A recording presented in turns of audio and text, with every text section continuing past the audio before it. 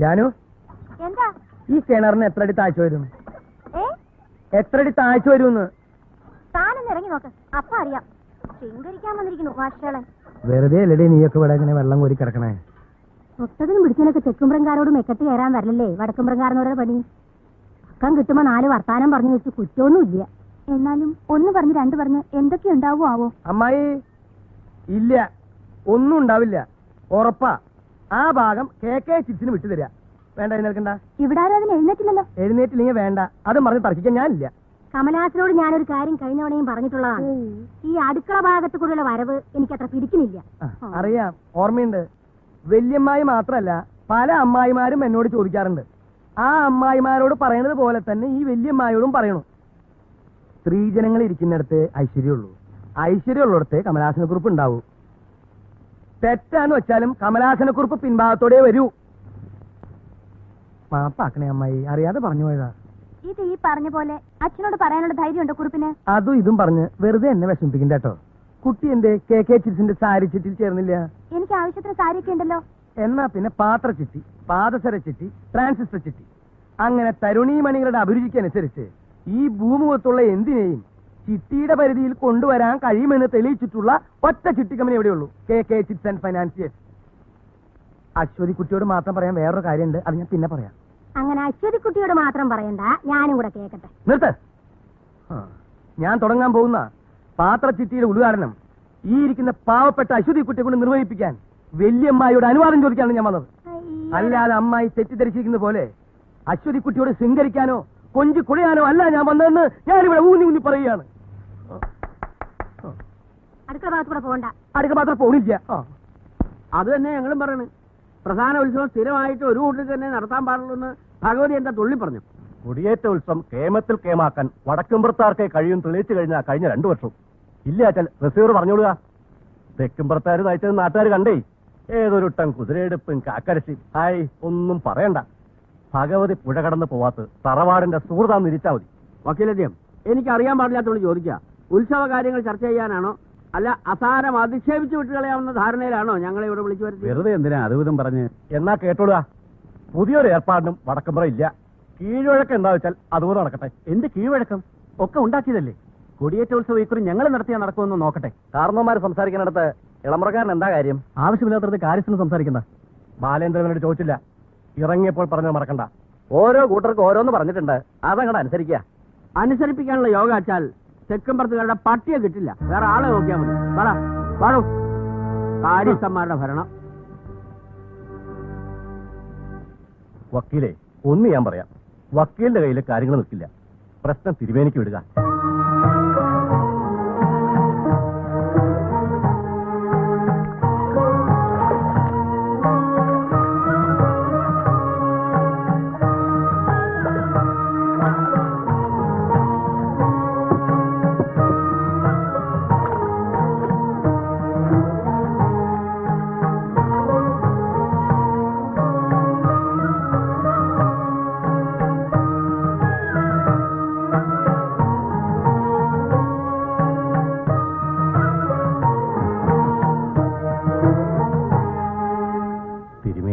ഒരാഴ്ച മുമ്പ് എത്തുമെന്നായിരുന്നു കരുതിയത്.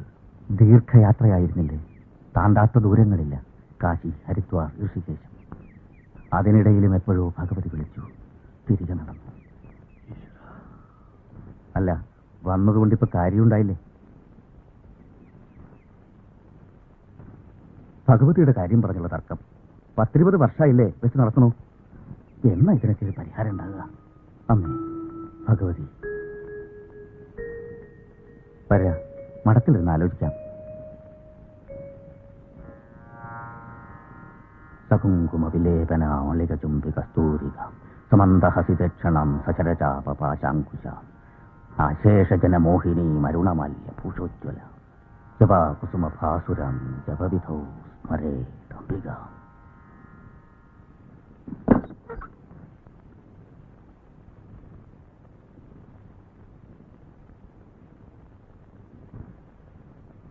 ഇരിക്ക. ആ, നിശ്ചയിച്ച പോലെ തന്നെ നടക്കിട്ട് തീരുമാനിക്ക. അത് വേണമെന്നില്ല, തിരുമേനി തന്നെ. അതന്നെ. തീർപ്പ് കൽപ്പിക്കാനൊക്കെ ഞാനാരാ? മേലെടുത്ത് തറവാട്ടില് എനിക്കെന്താ കാര്യം ചോദിച്ചാ, പരദേവതയുടെ അമ്പലത്തില് ശാന്തിക്കുള്ള അവകാശത്തിന്റെ പഴയ ഒരു കഥയല്ലേ ഉള്ളു പറയാൻ. അതൊരു പഴങ്കഥയൊന്നുമല്ല. അച്ഛൻ നമ്പൂരി പൂജാരിയായിരുന്ന കാലത്താ ക്ഷേത്രത്തിന് ഇക്കാണുന്ന ഐശ്വര്യം ഒക്കെ ഉണ്ടായത്. ഈ കാണുന്നാന്ന് പറയുമ്പോ ഇപ്പൊ കാണുന്നുണ്ടോ ഒന്നുമെന്നെ? പോവോ? ഇല്ല, വേണ്ടത് വെച്ചില്ലേ എല്ലാം. 3 വർഷം മുമ്പ് ഞാനായി മുൻകൈയെടുത്ത സമാസമാവകാശത്തിന്റെ തീർപ്പോടെ ഈ ഉത്സവം തുടങ്ങി വെച്ചത്. അന്നത് ചെയ്യുമ്പോ വിചാരിച്ചത് എല്ലാരും ഒന്നിക്കുന്ന, പ്രശ്നമൊക്കെ തീരുന്ന. എന്നിട്ടിപ്പോ കൊടിയേറ്റം നടത്തേണ്ടത് ആരെന്ന കാര്യത്തിൽ തന്നെ തർക്കമുണ്ടാകുക. ദേവി ഭഗവതി, ഇക്കാര്യത്തിലൊരു തീർപ്പെന്ന് പറയുമ്പോ അത് രണ്ടിലൊരു ഭാഗത്തിന് അനുകൂലമായി പറ്റൂ. അത് ഞാനായി കൽപ്പിക്കാന്ന് വെച്ചാ അതിലൊരു ശോഭകേടുണ്ട്. ഞാൻ ആരുടേതല്ല, എന്നാലോ എല്ലാവരുടെയാണ്. അത് തന്നെ ഞാനും പറയണേ. ഞാനും ആരുടെ അല്ല എന്ന് വെച്ചാൽ എല്ലാവരുടെയാണ്. ആ കണ്ണാടി വീഴക്കടോ, തട്ടി തടഞ്ഞ് വീഴൂ. Thank you. അതുകൊണ്ടെന്താ, വടക്കുംപുറത്തെ കാര്യസ്ഥന്റെ അനന്തരാവാസിയാണെങ്കിലും തെക്കുംപുറത്ത് ഇരിക്കാൻ എനിക്ക് ചെറിയൊരു ഇരിപ്പിടുണ്ട്. ഇരിപ്പട അടുക്കളയിലായിരിക്കും, ചെറവേ മേലെ. എന്താടോ ചിരവത്ര മോശ? കെ ചിറ്റൊരു ചിരവച്ചിട്ടി കൂടി തോന്നാൻ പോകുന്നുണ്ട് തന്റെ പടം വെച്ചിട്ട്. കുടുംബക്കാര് വന്നിരിക്കുമ്പോ കുട്ടി എന്തിനാ മറിഞ്ഞൊന്നും നോക്കണേ? കടന്നു വരൂ. ഇങ്ങനെയൊക്കെയല്ലേ പഠിക്കുക അല്ലേ?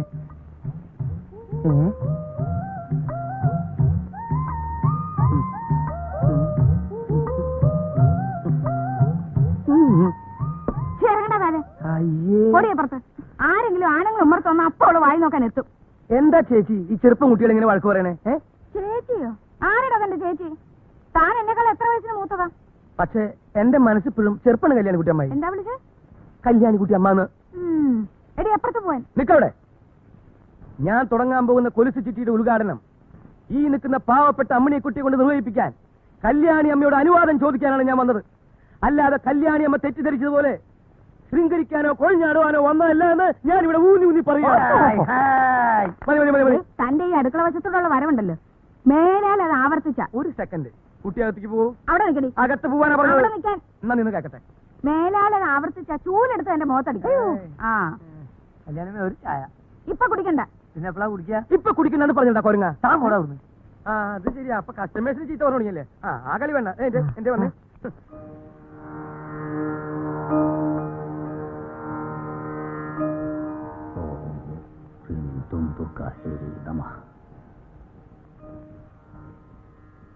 ഈ പുറം വീണാൽ കൊടിയേറ്റം മുതൽ 5 ദിവസത്തെ ഉത്സവം വടക്കുംപുറത്തുകാർക്ക്, മറുപുറം വീണാൽ തെക്കുംപുറത്തുകാർക്ക്. തർക്കം ഇല്ല, അവിടെ ഉണ്ട്. ഇവിടെ അങ്ങനെ തന്നെ.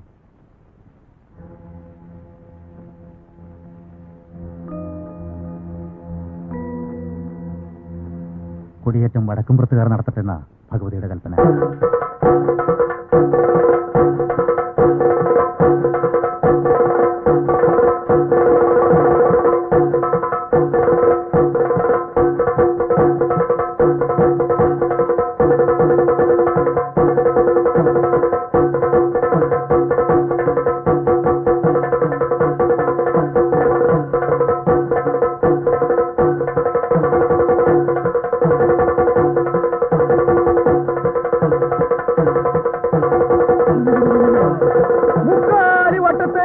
അറിയാത്തതെന്തും ഈ അമ്മ കാണുന്നു എന്ന് കൂട്ടിക്കോ.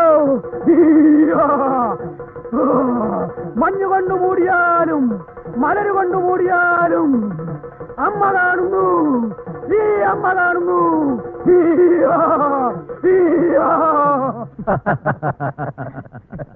കലാപരിപാടിയുടെ കാര്യം തീരുമാനിച്ചിട്ടില്ല.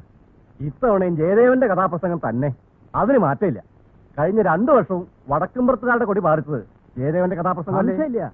അങ്ങനെ ദശരഥ മഹാരാജാവ് ഒട്ടും നനച്ചിരിക്കാതെ അന്തമില്ലാത്ത സന്താപ സമുദ്രത്തിലേക്ക് വീണു.